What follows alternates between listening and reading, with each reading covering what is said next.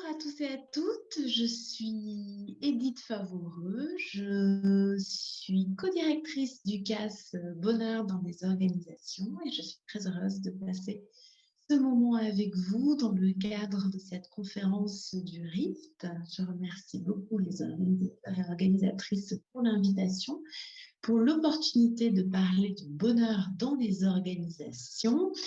à travers l'exemple de la formation que nous avons mis en place au sein de la Haute École de gestion de Genève, le CAS Bonheur dans les organisations, en partenariat avec l'organisation que je représente, Eurasia, l'association Eurasia, et notamment son programme Eurasia Learning Institute for Happiness and Wellbeing. Donc, on va passer un petit moment ensemble dans lequel on va essayer de disséquer un petit peu cette question du développement des compétences au bonheur dans le cadre de la formation et notamment à destination des managers et des managers. Alors peut-être quelques petits mots sur ma biographie éducative, vu que nous sommes au sein de l'Université de Genève et que Pierre Dominicé a eu l'opportunité de pouvoir développer ce concept que je vais reprendre pour vous parler un petit peu de moi. Peut-être en vous disant que finalement, dans mes racines, j'ai toujours eu l'idée, l'ambition, l'idéal de pouvoir participer à la transformation du monde, à la transformation du système, avec une conscience assez tôt que la transformation est nécessaire, mais aussi possible, et que cette transformation, elle passe par un certain nombre de processus. Et au cours de mes 20 années dans le cadre de la coopération au développement et l'humanitaire, l'idée était de voir comment on peut travailler au renforcement du pouvoir d'agir individuel et collectif euh, pour pouvoir agir sur le renforcement de ses capacités, mais aussi des capacités, donc des conditions qui vont permettre l'exercice libre et effectif des capacités. Dans ce sens-là, j'ai eu l'opportunité de travailler dans plusieurs contextes, sur le terrain et ou en étant au siège d'organismes pour travailler sur ce renforcement du pouvoir d'agir. Et l'opportunité aussi de coordonner plusieurs équipes, de diriger plusieurs équipes, ce qui m'a amené à me questionner beaucoup sur le pouvoir d'agir du manager, du leader, pour pouvoir travailler sur le développement du bien-être, du bonheur des équipes, en collectif, mais aussi participer à une transformation sociétale dans le cadre de la logique du développement. Et au cours de ces années d'expérience managériale, mais aussi de ces expériences de formation, puisque j'ai pu participer à un montage de formation assez important au niveau des équipes, mais aussi au niveau de systèmes universitaires, au sein de l'Université d'Aix-en-Provence, mais aussi au sein du CERA, le Centre d'études, de recherche en action humanitaire, un centre conjoint du Graduate Institute et de l'Université de Genève, dans lequel j'ai pu être responsable pédagogique ou responsable des enseignements, ce qui m'a aussi conduit à regarder finalement ce développement des compétences et du pouvoir d'agir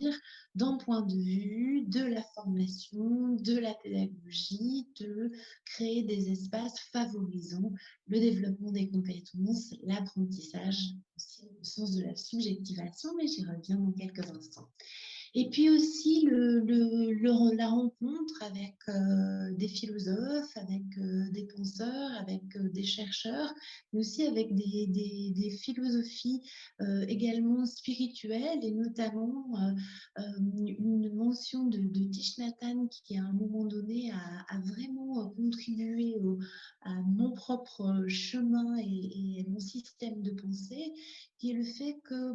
pour pouvoir récolter des fruits, il faut pouvoir semer des graines, mais aussi les arroser avec soin, donc créer vraiment des conditions pour que puissent émerger des graines de changement, pour que puissent éclore finalement des fruits du changement.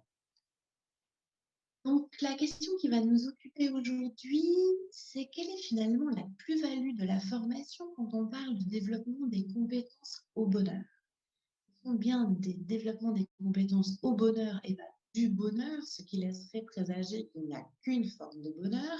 alors même que le bonheur, dans la conception que nous allons nous utiliser, est vraiment un chemin qui se construit. Et pour voir en fait quelle définition du bonheur nous utilisons, je vous propose qu'on remonte au IVe siècle avant Jésus-Christ, où déjà les philosophes faisaient la distinction entre une conception hédoniste du bonheur et une conception eudémoniste du bonheur. Donc l'hédonisme, on le connaît bien, ça va être rattaché finalement à ces choses, à ces éléments qui nous procurent du plaisir, de la satisfaction, un plaisir, une satisfaction qui est finalement envisagée dans une logique de court terme et qui est très attachée à la liberté individuelle, puisque ce qui, moi, me procure du plaisir dans mon quotidien personnel, professionnel, est peut-être différent de ce qui vous procure du plaisir d'un point de vue personnel, encore une fois, ou professionnel. Alors que la notion d'eudémonisme se rattache beaucoup plus à un état profond, véritable et durable qui va favoriser la réalisation de nos aspirations profondes et le développement de notre plein potentiel, mais aussi avec et dans le respect de nos relations aux autres, à la nature et à l'idée du bien commun. Donc, dans cette perspective eudémoniste, le bonheur, ce n'est pas le plaisir passager qui va être limité, circonscrit à un temps qui va être variable d'un individu à l'autre et qui, encore une fois, relève de la liberté individuelle, mais bien un état profond qui va nous amener finalement une certaine stabilité, mais aussi une certaine conscience de notre interdépendance et un bonheur avec un beau bonheur qui est revendiqué dans notre formation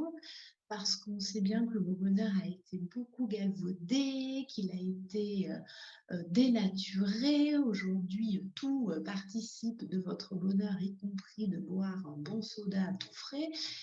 Dans notre perspective, le bonheur est donc bien plus large, vous l'aurez compris, et on le préfère au mot bien-être, qui le bien-être est souvent entendu comme la satisfaction des besoins essentiels. Donc le bien-être est une composante du bonheur, mais le bonheur est plus large que la notion de bien-être.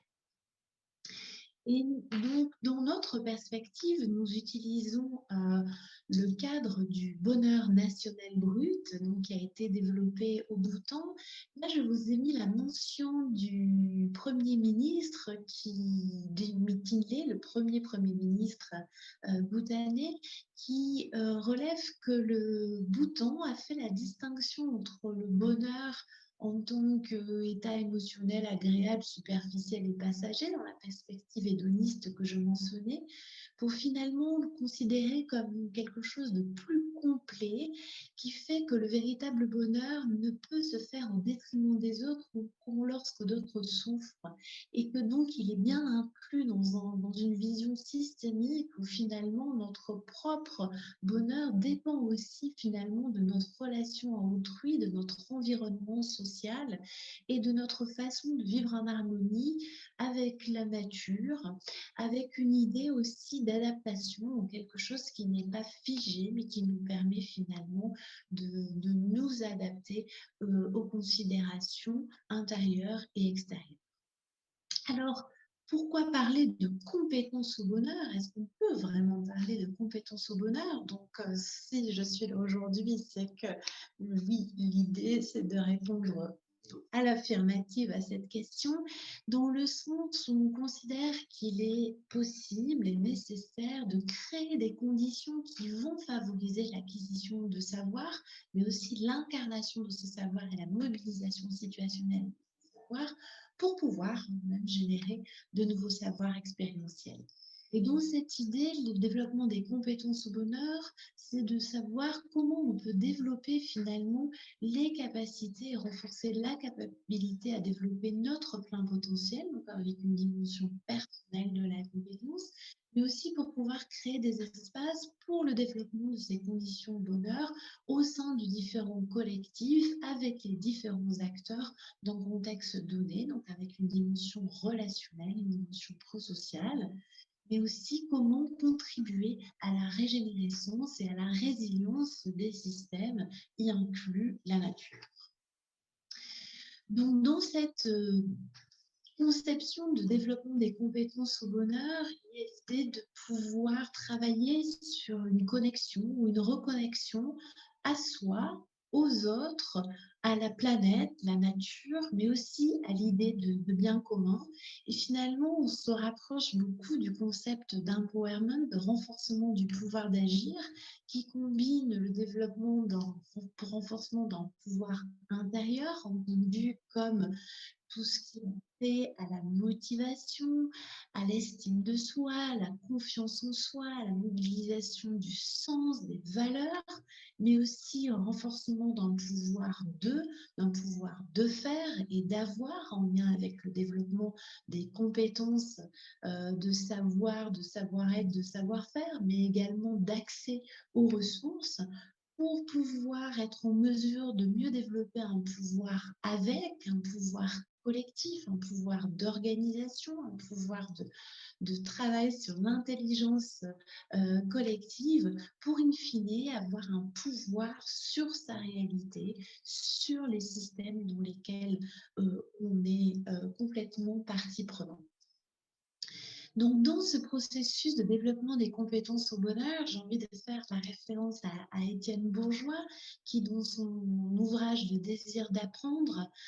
développait le concept de subjectivation. Et en définitive, c'est ce que nous visons dans le cadre du certificat d'études avancées bonheur dans les organisations, c'est bien la subjectivation, processus dans lequel un individu apprend à devenir sujet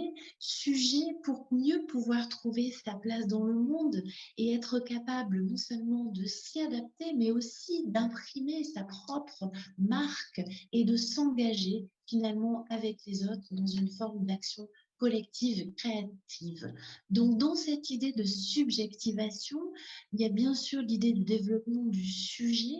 mais pas dans un sens égotique ou égoïsme, mais bien avec une fonction émancipatoire et donc un processus qui n'est pas seulement individuel, mais qui est aussi social. Donc, développer les compétences au bonheur des managers dans les organisations, c'est le focus de notre formation, en partant du principe qu'il y a énormément de définitions du manager et peut-être qu'une personne sera considérée comme un manager dans telle organisation et peut-être pas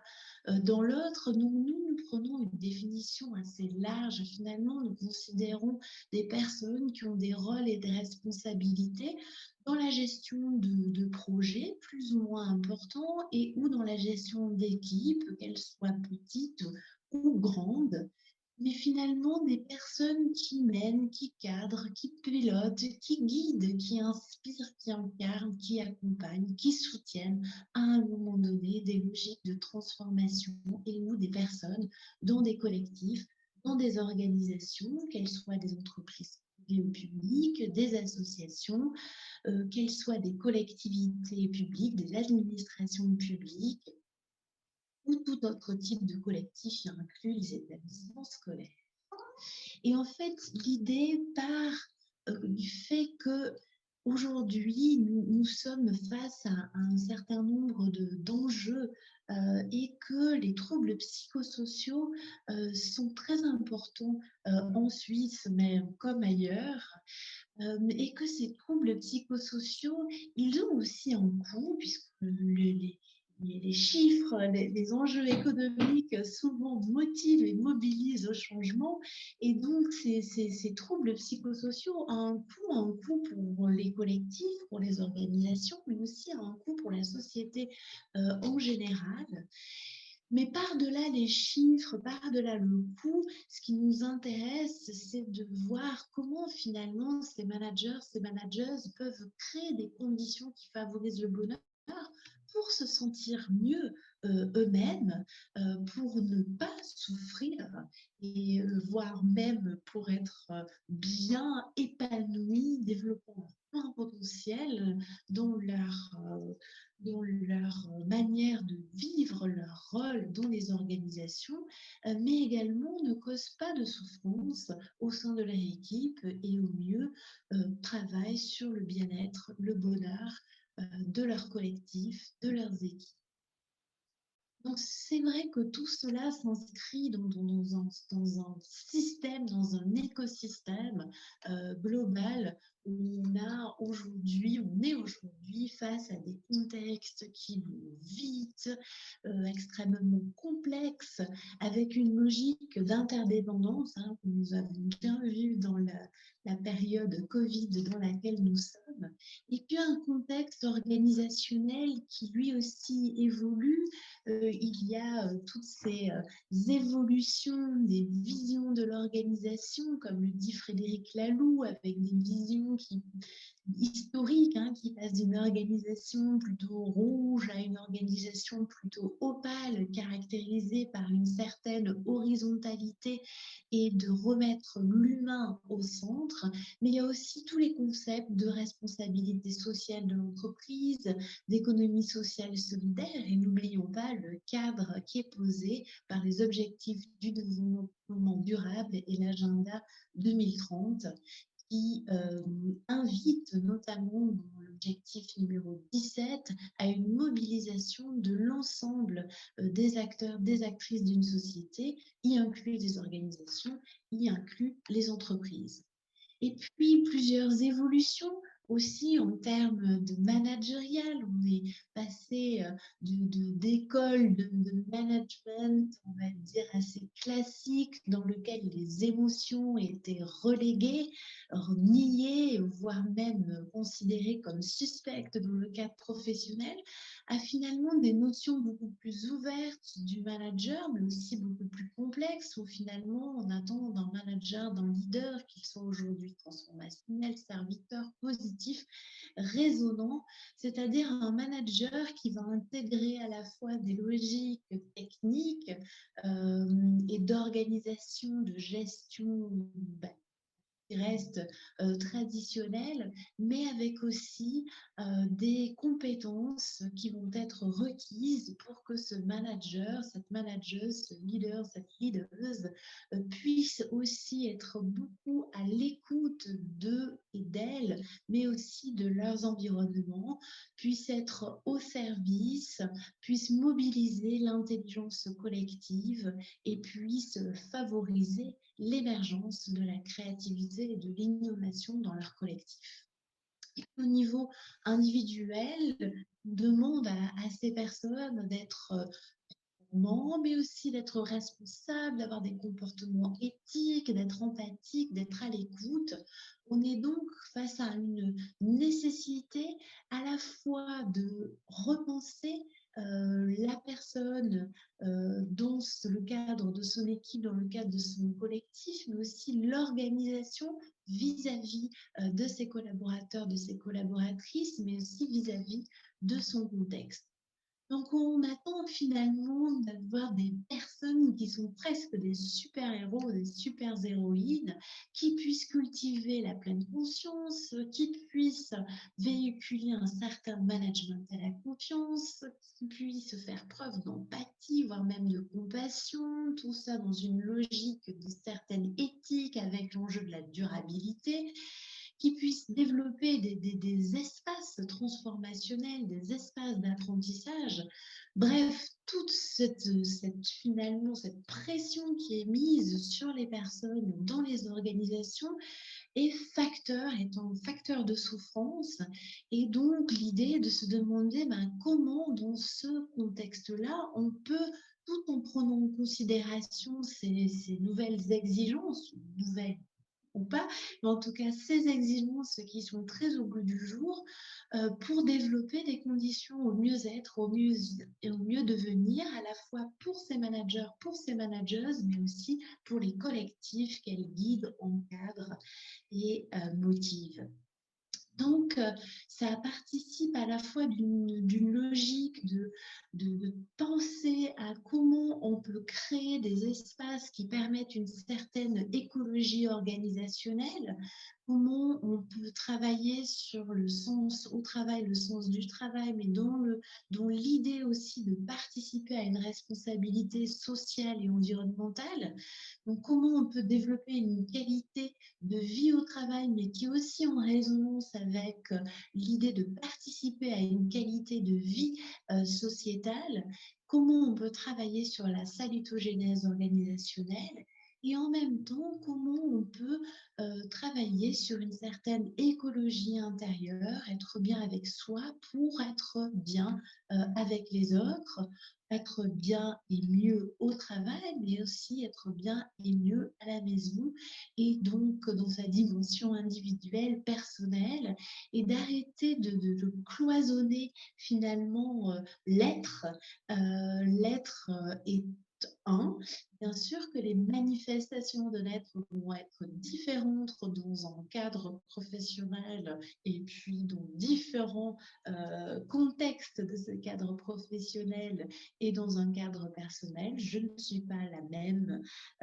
complètement ou en tout cas, je n'ai pas les mêmes comportements quand je joue avec mes enfants que quand j'accompagne un comité d'entreprise et en même temps, mes valeurs, en même temps, mes attributs, mes qualités sont les mêmes. Donc, comment on peut retravailler sur une certaine cohérence et une non-dualité dans la personnalité.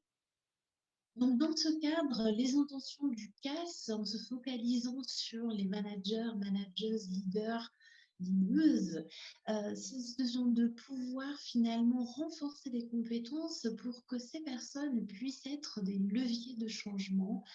se sentir développer et renforcer dans leur potentiel de mettre en œuvre des processus transformatifs dans leur contexte professionnel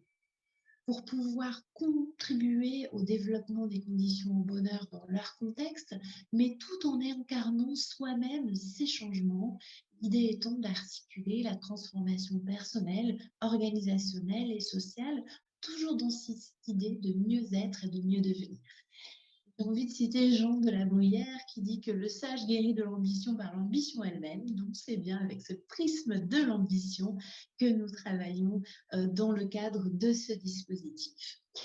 Et Havinto, qui est le cofondateur de Razia, qui a été le co-concepteur aussi du Casse-Bonheur dans les organisations, qui est aujourd'hui le président d'Eli, enfin, directeur d'Eli, il dit que souvent qu'un changement de système suppose un changement de conscience individuelle. Et c'est bien ça qui va nous animer aussi dans le cadre de cette formation. Il y a énormément de travaux, de rapports qui montrent qu'en fait, finalement, lorsque l'on veut s'adresser aux risques psychosociaux, au stress, mais j'ai envie de dire lorsque l'on veut s'adresser de manière positive à des changements au niveau d'un système, si on ne prend en compte que l'individu, donc si on ne prend en compte que les aspects organisationnels, on risque finalement de recréer de la discorde, de recréer des tensions, alors que c'est bien l'association de ces doubles dimensions, à la fois de s'attacher à l'individu, mais aussi de s'attacher au système organisationnel qui est souhaitable, donc l'intégration de ces deux dynamiques. Donc l'idée pour nous était de créer un parcours de formation qui soit un parcours d'apprentissage, qui soit graduel et expérientiel, basé sur cette transformation intérieure, mais au service du changement social et de l'innovation sociale, qui soit à la fois suffisamment général comme tout cadre de formation, mais tout à la fois très individualisé pour être vraiment en résonance et en écho avec ce que je viens de dire précédemment, pour pouvoir répondre aux biographies finalement de chacun, chacune, au rythme et aux besoins. et de pouvoir travailler sur cette idée de faire apprendre à être et à devenir en mettant un focus sur le développement des compétences socio-émotionnelles, tout en sachant que si nous avons un processus de 9 mois qui permet un certain apprentissage graduel, ça reste un espace de temps qui est court, que l'enjeu est de pouvoir cultiver cette congruence et que donc le dispositif de formation soit lui-même cohérent par rapport aux logiques qui sont prônées dans ce cas, et donc qu'on puisse être dans une sorte d'itération constante entre le contenu, le contenant, entre ce qui est proposé et ce qui est vécu, et à la fois en résonance avec les évolutions du système. Donc l'idée de pouvoir, tout en travaillant sur l'idée de manager, leader, raisonnant, être nous aussi, dans notre posture de formateur, formatrice, d'être aussi dans cette idée de résonance. Donc je disais tout à l'heure que nous partons du principe d'un écosystème qui est caractérisé notamment par l'interdépendance,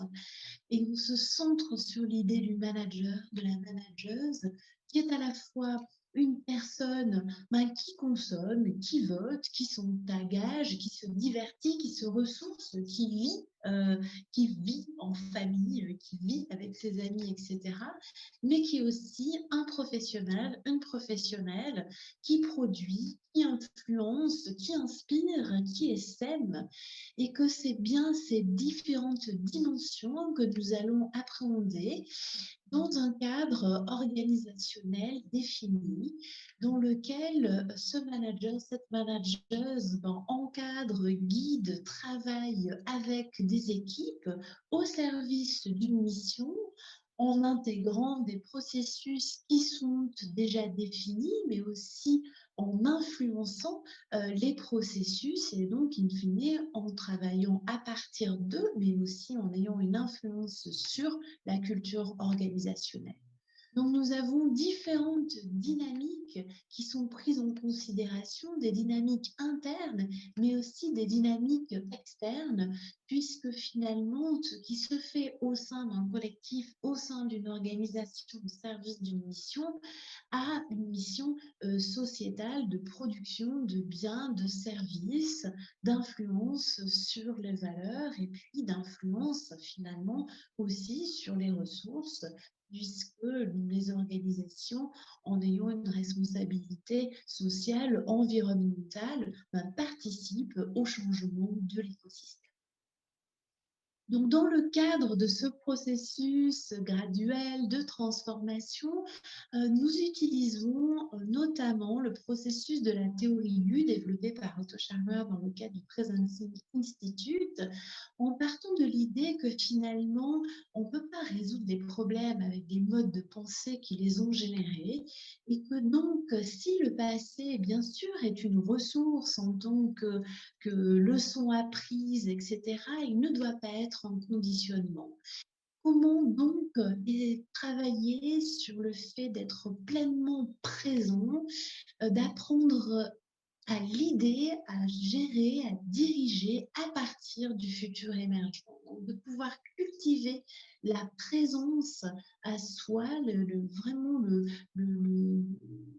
cultiver le retour au moment présent, pas pour s'enfermer dans ce moment présent, mais pour pouvoir s'ouvrir finalement aux possibilités, aux potentialités du futur, en développant nos organes de perception et puis en éclairant les angles morts et les angles vivants. Et l'idée de pouvoir éclairer les angles morts, c'est de pouvoir sortir de ces modes de pensée, opérer ce que Jean Piaget nous a invité à faire, la décentration, pour pouvoir aller regarder son organisation, son collectif, pas seulement à partir d'où on le voit usuellement, mais de pouvoir se déplacer dans son système, d'arpenter son champ social afin de pouvoir voir le système dans lequel on évolue à travers différents prismes et d'éclairer les ondes vivantes, parce que l'idée n'est pas seulement d'essayer de voir ce qu'on n'a pas compris, ce qu'on n'a pas saisi ou ce qui est traditionnellement invisible, mais aussi d'entrer dans un processus de valorisation de l'existant. Donc finalement, entrer en résonance avec ce qui est, mais aussi ce qui a envie, ce qui a besoin, ce qui demande d'émerger, donc de s'ouvrir au champ du futur avec une idée de co-création et de coévolution. Donc peut-être vous dire que ce processus de la théorie U, qui vise finalement à suspendre à un moment donné nos connaissances pour pouvoir arpenter notre champ social, nous ouvrir finalement un recueil de données avec un œil neuf pour essayer de sentir le système dans sa globalité, mais pour pouvoir ensuite se relier à sa propre source, cultiver la présence à soi, pour laisser émerger le champ du possible et puis rentrer dans un processus de prototypage qui est un processus d'apprentissage expérientiel qui nous permet ensuite de dessiner des éléments pour coévoluer. Donc, le cadre du CAS, vous l'aurez compris, c'est finalement de partir de soi, de son équipe, pour arpenter son champ social organisationnel, éclairer ces fameux ondes vivantes, ces fameux angles morts, opérer un élément de décentration pour pouvoir être dans cette observation. Et ça, c'est vraiment l'idée qui prédomine le début du CAS, la porte d'entrée, pour entrer dans un champ d'écoute, parce qu'on se rend compte qu'on ne sait pas écouter ou qu'on n'a pas conscience qu'on ne sait pas écouter, que l'écoute est un processus avec différentes dimensions, qui mobilise les différents organes de perception, qu'on n'écoute pas seulement avec ses oreilles, mais qu'on mobilise l'ensemble finalement de notre être, qu'on écoute aussi avec notre tête, qu'on écoute avec notre cœur et qu'on écoute avec le champ de la volonté. Le CAS se développe sur le modèle du bonheur national brut, le modèle du bonheur national brut qui a pris ses sources à la fin des années 70 avec l'arrivée du quatrième roi, du tout jeune à l'époque, puisqu'il n'avait à peine que 17 ans, quatrième roi du Bhoutan, pour qui l'idée de développement ne passait pas par le produit intérieur brut, sans le nier, sans nier la plus-value de PIB. Nous disons finalement, ce n'est pas à ça qu'on voit le développement du pays. Nous, ce qui nous intéresse n'est pas le produit national brut, mais bien le bonheur national brut, ce qui va nous permettre de créer des conditions favorisant le plein épanouissement des uns et des autres. Et donc, ce modèle, il s'articule autour des limites planétaires qui sont représentées par le cadre vert pour pouvoir définir une vision en partant du principe que le développement, ça a un but et que ce but est le bonheur. Ce n'est pas juste une invention bhoutanaise. On retrouve beaucoup cette idée que le développement doit servir un but, à savoir le bonheur dans la Grèce antique, mais aussi, si on regarde la déclaration d'indépendance des États-Unis, pour ne citer qu'elle, on voit aussi que la finalité finalement de toute entreprise sociale politique est le bonheur. Ce bonheur suppose de travailler sur un chemin de transformation intérieure, tant individuel que collectif, pour arriver à un changement de conscience, et que donc il se fonde aussi sur le développement d'outils, d'index, d'indicateurs qui vont nous servir à apprécier la situation de laquelle on part, mais aussi les progressions de ce chemin vers cette vision et acter un certain nombre de résultats. Souvent, le modèle bonheur national brut est connu par son index, mais son index n'est qu'un outil, qu'un élément au service d'un ensemble plus large, mais aussi le développement d'outils de pilotage, des outils qui vont nous servir à la prise de décision en apprenant les impacts a priori de décision sur un certain nombre de critères en lien avec cette conception du bonheur. J'y reviens dans quelques instants. Donc, c'est bien tout un système que nous proposons de développer, avec lequel nous proposons de travailler pour pouvoir prendre des décisions responsables dans le sens de la durabilité, mais aussi aligner les systèmes, les processus, notamment par exemple au niveau de l'évaluation du personnel, du recrutement, des environnements de travail, etc. Le concept du bonheur national brut repose sur 4 piliers qui sont en lien avec finalement les connexions dont je parlais au tout début de cette présentation. Comment on peut mieux vivre en harmonie avec soi en travaillant sur les dimensions de la diversité culturelle, identitaire, individuelle, mais aussi d'un collectif, d'une organisation, ses valeurs, sa mission. On travaille au niveau du sens.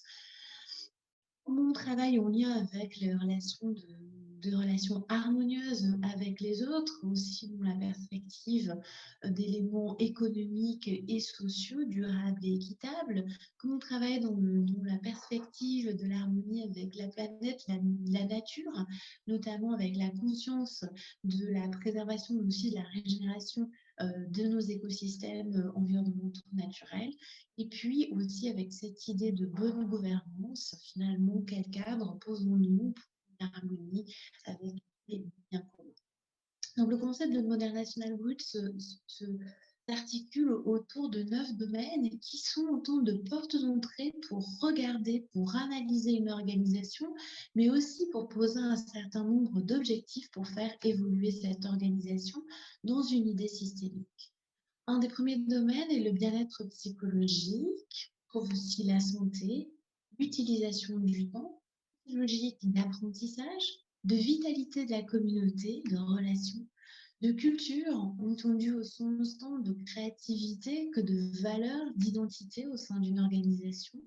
les enjeux de résilience environnementale écologique, de gouvernance et les conditions matérielles qui sont bien sûr importantes, mais qui ne sont qu'un aspect parmi de vôtres. L'idée du concept du bonheur national brut, c'est d'envisager vraiment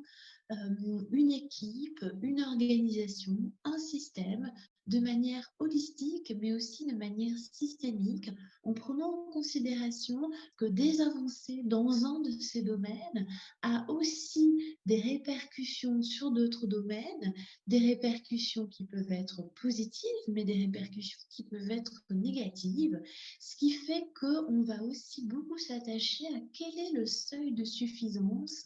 quel est dans chacun de ces 9 domaines, mais aussi dans les différentes dimensions de ces domaines, finalement ce qui nous semble suffisant, ce qui nous semble suffisant avec deux logiques de la suffisance, ce qui nous semble être le minimum pour qu'un collectif,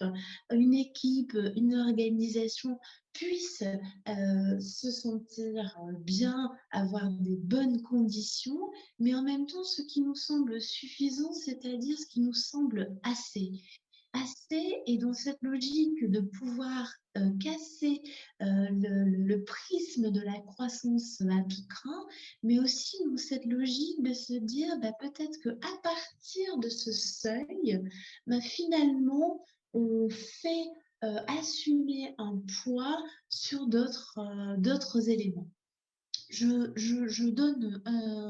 un exemple de pouvoir se dire qu'on veut le plus en termes de vitalité de la communauté, c'est-à-dire créer énormément de moments formels, informels pour que les gens se rejoignent, puissent se sentir bien, faire du sport ensemble, avoir des logiques d'intelligence collective, etc., etc., va faire peser un poids sur l'utilisation du temps pour avoir suffisamment de temps pour vivre cette vitalité communautaire, mais qu'en même temps, avoir suffisamment de temps pour développer d'autres aspects, notamment aussi pouvoir se former, pouvoir également participer aux décisions, etc. Et puis si on couple ça avec le temps partiel, ben, comment finalement quelqu'un qui a temps partiel et qui a envie de s'investir dans la vitalité de la communauté, ben, de pouvoir définir aussi ben, qu'est-ce qui est suffisant pour cette personne. Donc, ce tout petit exemple juste pour montrer qu'en fait, de pouvoir travailler sur un système par rapport au seuil de suffisance va nous faire vraiment envisager ben, quels sont aussi les dosages qu'on va prendre dans nos décisions pour avoir un environnement qui ne développe pas un aspect au détriment des autres, mais qu'on ait une conscience systémique.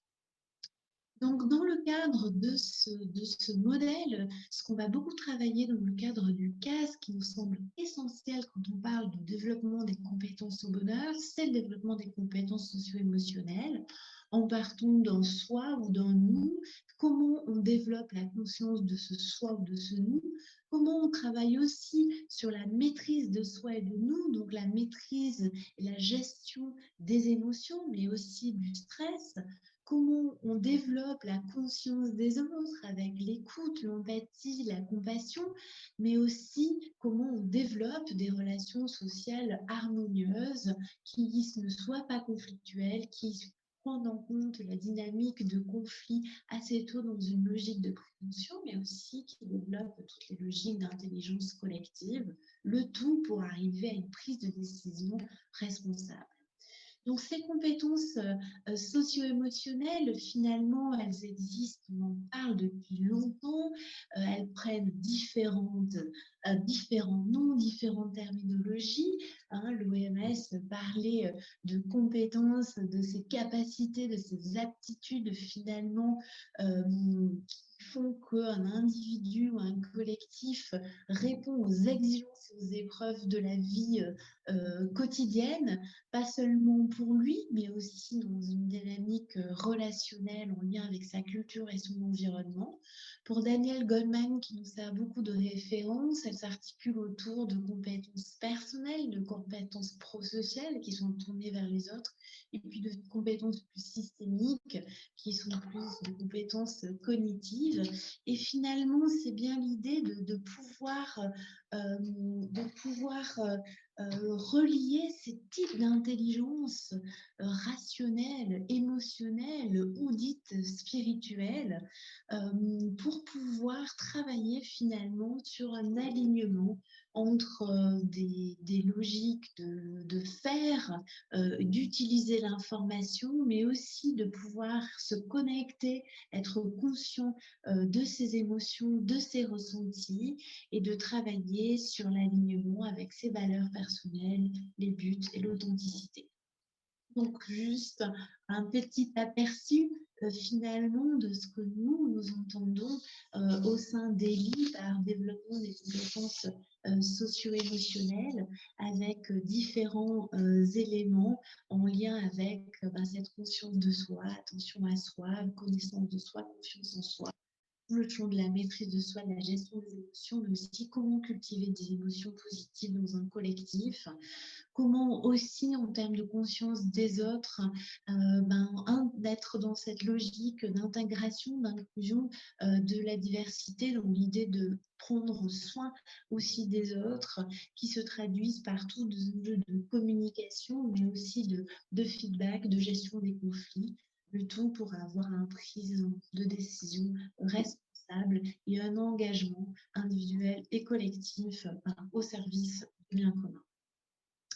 Donc, je vous le disais, j'ai beaucoup parlé de résonance et c'est vrai que l'idée d'un manager leader résonant qui est au centre en fait du dispositif du casse-bonheur dans les organisations, c'est de pouvoir de créer les conditions pour que ces managers leaders soient beaucoup plus en résonance avec eux, ce qui se passe en eux, des dimensions aussi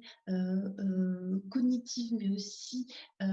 du champ des émotions, du cœur, mais des différents éléments du corps, mais aussi pour être plus en résonance avec ceux qui les entourent, d'être plus à l'écoute et à la fois conscients de leur propre impact sur leurs équipes, sur l'environnement. Donc, nous prenons en compte la logique de transfert, d'incarnation et de transfert dans tout ce processus, avec bien sûr les bases des transferts des individus qui sont reconnus dans la diversité de leur identité, mais aussi avec la conception, enfin, de l'appréhension de leur chemin biographique. Et nous accompagnons beaucoup les individus autour de coaching pédagogique. Nous nous intéressons beaucoup au contexte organisationnel, la situation du travail est le point de départ, pour faire référence à Sandra Hollard qui interviendra dans la prochaine conférence du RIFT, mais aussi et surtout comment nous, en tant que co-coordinateur du CAS, en tant qu'enseignants, en tant que formateurs, dans le cadre de ce processus, nous créons finalement des espaces d'apprentissage qui soient réellement transformatifs, graduels et expérientiel. Et on prend beaucoup l'image du millefeuille en disant que finalement, au fur et à mesure des modules, les 4 modules, l'idée de pas de manger, enfin d'avoir des milliardises à manger, mais de pouvoir construire son millefeuille qu'on savoure à la fin des 9 mois et ensuite. L'idée de millefeuille, lui, de dire qu'on va être dans une certaine répétition, dans un certain approfondissement. Quand on parle de conscience de soi, on imagine bien que ça part dans le module 1, on a fait la conscience de soi et puis voilà, on passe à d'autres choses, et qu'on va revenir travailler pour que ces dimensions-là puissent s'incarner et pour qu'on ait un véritable développement des compétences. Donc, notre processus il s'articule sur le U autour de 4 modules. Un premier module qui va être en lien avec sentir, comment on perçoit, on comprend en fait les changements au niveau de l'écosystème, les changements au niveau de l'organisation et les changements au sein de notre propre organisation pour pouvoir appréhender la nécessité d'un nouveau paradigme de développement et pouvoir se penser dans son rôle d'agent de changement. On a un second module qui est un retour à soi, comment moi, dans ma posture professionnelle, managériale, je peux me reconnecter à soi, à mes sources, développer ma conscience de moi, la maîtrise de moi, au service et avec les autres. Un troisième module où finalement, comme le dit Étienne Bourgeois, c'est le soi qui se remet dans le monde avec l'idée de prototypage, comment je peux finalement planter et s'aimer des conditions au bonheur pour mes équipes et ou dans les processus organisationnels dans lesquels je vais m'investir. L'idée étant de pouvoir apprendre de ce prototypage et de mettre en œuvre des processus transformatifs. Donc, tout ce dispositif passe par un certain nombre d'éléments, d'ingrédients au niveau de la formation. La dynamique de groupe est essentielle. C'est pour ça que nous faisons beaucoup de résidentiels en nature également pour pouvoir ouvrir notre champ d'horizon et travailler sur une certaine décentration et recentration. Avec l'interdisciplinarité, voilà, transdisciplinarité qui est très importante puisqu'on a besoin à la fois de parler de sociologie de l'organisation, d'économie, mais aussi de neurosciences, de psychologie positive, avec des apports méthodologiques qui sont extrêmement expérientiels, où on va beaucoup aussi mobiliser le corps et le cœur et pas seulement la tête. On utilise des éléments de la théorie U comme le Social Presenting Theater, mais aussi énormément d'autres outils qui viennent de différents référents, comme je le disais, pour pratiquer un apprentissage qui soit en lui-même holistique, qui va pouvoir guider les personnes pour qu'elles puissent elles-mêmes être dans une pratique personnelle en dehors des moments où le groupe se retrouve, avec aussi beaucoup de pratiques de journaling, de carnet de bord qui vont permettre une méta-réflexion et une réflexivité constante, une réflexivité qui va être aussi accompagnée dans le cadre de coaching pédagogique que développera Sandra Hollard dans la prochaine conférence LIFT, mais aussi bien sûr du coaching entre pairs